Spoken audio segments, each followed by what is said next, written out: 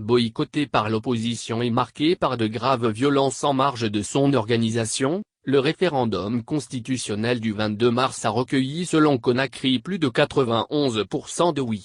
Au pouvoir depuis 10 ans, Alpha Condé peut désormais briguer un troisième mandat. Je n'ai jamais cédé.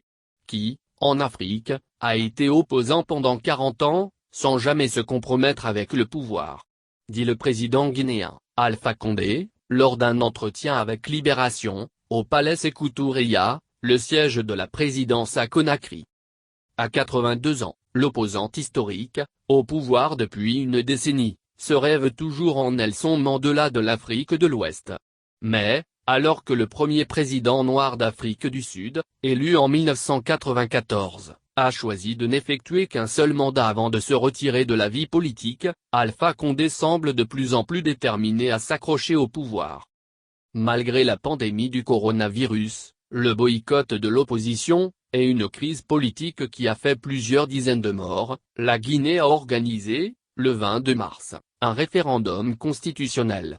Selon les résultats annoncés vendredi par la commission électorale, la nouvelle constitution proposée a recueilli 91,5% de oui. Celle-ci permettra à Alpha Condé, s'il le décide, de briguer un troisième mandat lors de l'élection présidentielle qui doit se tenir en octobre, alors que la législation existante ne le permettait pas. Vêtu d'une chemise à manches courtes, le pas un peu hésitant, la voix qui marmonne, Alpha Condé a le verbe à la fois cassant et teinté d'humour. Dans son entourage, on le décrit comme intelligent, autoritaire et têtu. Une personnalité abrasive, aiguisée pendant ses années d'exil. Né à Boké, en Basse-Guinée, dans une famille de l'ethnie malinké, Alpha Condé part en France à l'âge de 15 ans pour y poursuivre ses études. Diplômé de la faculté de droit de la Sorbonne et de l'Institut d'études politiques de Paris, il commence une carrière d'enseignant. Militant étudiant, il est à la tête de la Fédération des étudiants d'Afrique noire en France, FANF, d'où sont issus de nombreux nationalistes africains.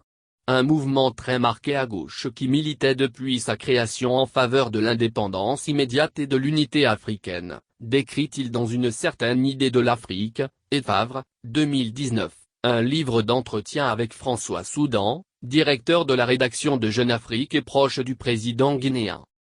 Sur les bancs du lycée et de l'université, il se lie d'amitié avec Bernard Kouchner, futur ministre des Affaires étrangères de Nicolas Sarkozy, et Albert Bourgi, un avocat, frère de Robert Bourgi, figure de la France-Afrique, qui a grandement contribué au projet de réécriture de la constitution guinéenne. À l'époque, Alpha Condé se rend régulièrement au pays pendant les vacances scolaires, y travaille bénévolement dans les administrations, et rencontre plusieurs fois le président Ahmed Sékou Touré, le père de l'indépendance de la Guinée, ex-colonie française qui a acquis sa souveraineté en 1958. Mais en 1970, il est poursuivi par le régime et se retrouve condamné à mort par contumace, après une tentative de débarquement, sur les plages de Conakry, de mercenaires portugais, assistés d'opposants guinéens. Le professeur de droit, forcé à l'exil, ne reviendra à Conakry que 20 ans plus tard.